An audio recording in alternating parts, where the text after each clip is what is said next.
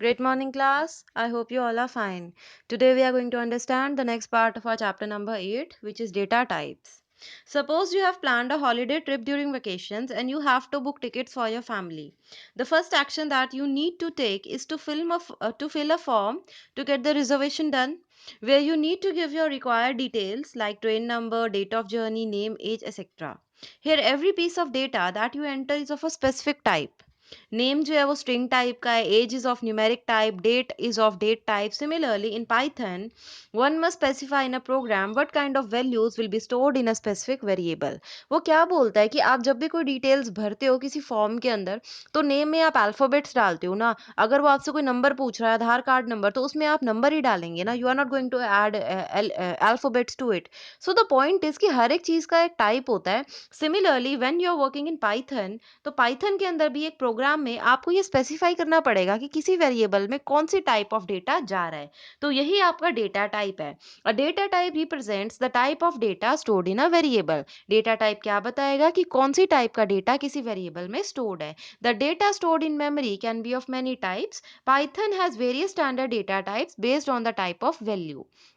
वो बोलता है कि जो डेटा स्टोर्ड होता है ना मेमोरी में, वो बहुत सारे टाइप्स का हो सकता है. एंड पाइथन के पास बहुत सारी डेटा टाइप्स हैं. जैसे students marks are stored as numeric value, whereas his or her address is stored as alphanumeric characters. वो बोलता है कि अगर मार्क्स होंगे तो वो नंबर टाइप के होंगे, और अगर आपका एड्रेस होगा तो वो अल्फा न्यूमेरिक होगा, क्योंकि उसके अंदर अल्फाबेट्स भी होंगे और नंबर भी होगा.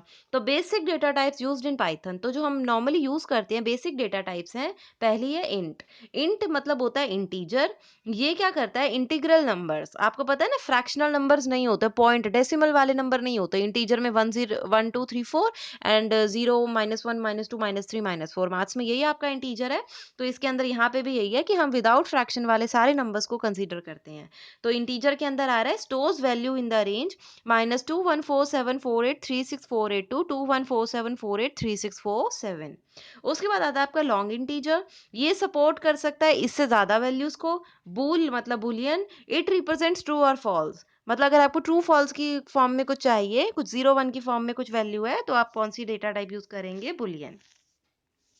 नेक्स्ट है float data type. Represents floating point, यानी फ्रैक्शनल वैल्यूज वाले, यानी डेसिमल वाले. अगर आपको नंबर्स को स्टोर करना है तो आप किस में स्टोर करेंगे, फ्लोट में. तो फ्लोट इसमें जीरो भी आ सकता है. जैसे अगर आप लिखो 18.0, तो वो भी आपका पॉइंट के बाद अगर आपने जीरो भी लगा दिया ना, तो वो फ्लोट है. नेक्स्ट आता है आपका string. STR. A string data type represent strings of character enclosed with a single और डबल कोटेशन मार्क्स.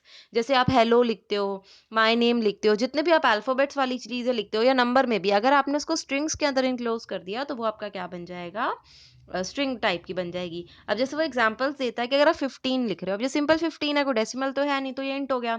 7.9, अब यहाँ डेसिमल आ गया, तो ये क्या बन गया, फ्लोट बन गया. फिर है कंप्यूटर एप्लीकेशन, क्योंकि अल्फाबेट्स हैं तो ये स्ट्रिंग बन गई. 7 greater than 3 ट्रू है ना, क्योंकि 7 तो 3 से बड़ा होता है. ट्रू फॉल्स की फॉर्म में आ गया, तो ये क्या बन गया, बुल डेटा टाइप बन गई. नेक्स्ट आपका input function. Input function is use to accept the values for a variable from the user. Input function की हेल्प से आप क्या करते हैं, वैल्यूज को एक्सेप्ट कर लेते हैं किसी यूजर से. To input integer and float values we can use int float along with input. वो कहता है अगर आपको कन्वर्ट करनी हो ना, तो आप कौन से फंक्शन का यूज कर सकते हो, इंट या फ्लोट. वो बोलता है इनपुट फंक्शन जो है ना, वो स्ट्रिंग आर्ग्यूमेंट लेता है. इसका मतलब क्या है कि अगर तुम इसके अंदर कोई भी वैल्यू इनपुट फंक्शन की हेल्प से लोगे ना, तो वो स्ट्रिंग डेटा टाइप की आएगी. अगर मैंने 23 भी लिखा ना, तो वो 23 को क्या करेगा, स्ट्रिंग की फॉर्म में लेगा, उसको नंबर नहीं मानेगा. ठीक है, अभी हम एक एग्जाम्पल पढ़ते हैं कि मैं इसका मतलब क्या है. जैसे मैंने बोला इनपुट ए वेरिएबल के अंदर मैं वैल्यू डाल रही हूँ, एंटर फर्स्ट वैल्यू, और मैंने इसके अंदर इनपुट लिख दिया. ठीक है, तो जब फर्स्ट वैल्यू आपने डाल दी, मान लो 200, फिर उसने मैंने बी में लिखा एंटर सेकंड नंबर और इनपुट फंक्शन लगा दिया, आपने सेकंड वैल्यू डाल दी इसके अंदर टू 300. अब जब आपने C equal to A plus B किया, तो करना होना क्या चाहिए था, 200 प्लस 300 500 आ जाना चाहिए था. लेकिन ये आंसर नहीं आ रहा. आंसर पता है क्या आ रहा है, 200 300, ये तो आपस में जुड़ गए हैं. 200 300। मैंने आपको थोड़े दिन पहले कॉन्कैटिनेशन ऑपरेटर करवाया था पाइथन में कि वो क्या करता है, दो स्ट्रिंग्स को आपकी ज्वाइन कर देता है। तो एक्चुअल में क्योंकि इसने अभी इनपुट फंक्शन ने क्या किया, 200 और 300 को स्ट्रिंग्स की तरह ले लिया, तो प्लस साइन अगर दो स्ट्रिंग्स के बीच में यूज हो तो वो कॉन्कैटिनेट हो जाती हैं, एक साथ ज्वाइन हो जाती हैं, जुड़ जाती हैं। तो इसने 200 और 300 को ज्वाइन कर दिया, इसने टोटल किया ही नहीं, क्योंकि ये उनको नंबर का समझ ही नहीं रहा। ये उनको कैसे ले रहा है, स्ट्रिंग। स्ट्रिंग का मतलब क्या, अल्फाबेट्स जैसे कंसीडर कर रहा है, ABCD। ठीक है, तो ये प्रॉब्लम आती है। तो इस प्रॉब्लम को ओवरकम करने के लिए हम क्या करते हैं, इनको कन्वर्ट करते हैं। ठीक है, तो आपने देखा जब आप इस प्रोग्राम को रन करोगे ना, तो ये रन नहीं होगा, ये आपको ऐसे ही एरर दे देगा।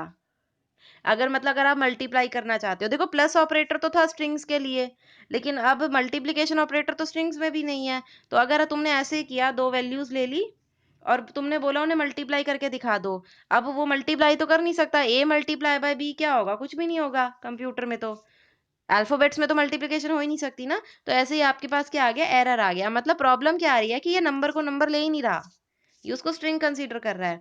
तो इसके लिए हम क्या करेंगे, हम उसको कन्वर्ट करेंगे। और कन्वर्ट किससे करेंगे, इंट फंक्शन से या फिर फ्लोट फंक्शन से, जो मैंने आपको ऊपर दिखाए थे। इंट फंक्शन क्या करेगा कि जो भी तुमने नंबर लिया होगा उसको इंटीजर टाइप में कन्वर्ट कर देगा। यूज कैसे करेंगे, एंटर द नंबर लिखा, उससे पहले इनपुट में लिख दिया, अब उससे पहले उसको इंट में डाल दो। जैसे ही तुमने इंट के अंदर क्या डाल दिया, इनपुट, एंटर द नंबर, तो अब जो भी वैल्यू तुम डालोगे ना इनपुट के अंदर, वो किस टाइप में कन्वर्ट हो जाएगी, इंटीजर में, और उसके बाद वो ए में जाएगी। इसका मतलब क्या है कि अगर अब तुम 100 डालोगे तो वो इस इंट फंक्शन की वजह से नंबर फॉर्म में कन्वर्ट होके ए में जाएगा। फिर ऐसे ही जब बी में तुम वैल्यू डालोगे तो इन फंक्शन की वजह से वो कन्वर्ट होके बी में जाएगा। फिर जब तुम A+B करोगे तो तुम्हारे पास क्या आएगा, 400, 300 प्लस 100, 400। तो आई होप आपको ये समझ में आया होगा न्यूमेरिकल कि कैसे हम किसी भी स्ट्रिंग को किस में कन्वर्ट करते हैं, इंटीजर टाइप में। जो हमारा इनपुट फंक्शन होता है वो क्या होता है, वो स्ट्रिंग टाइप पे वर्क करता है। हमें क्या करना पड़ता है, अगर हम न्यूमेरिकल वैल्यूज के साथ यूज करते हैं तो इंट या फ्लोट फंक्शन को यूज करके कन्वर्ट करना पड़ता है। Only after that I can use my mathematical operators on that particular data. So class, I hope you have understood today's topic. Thank you.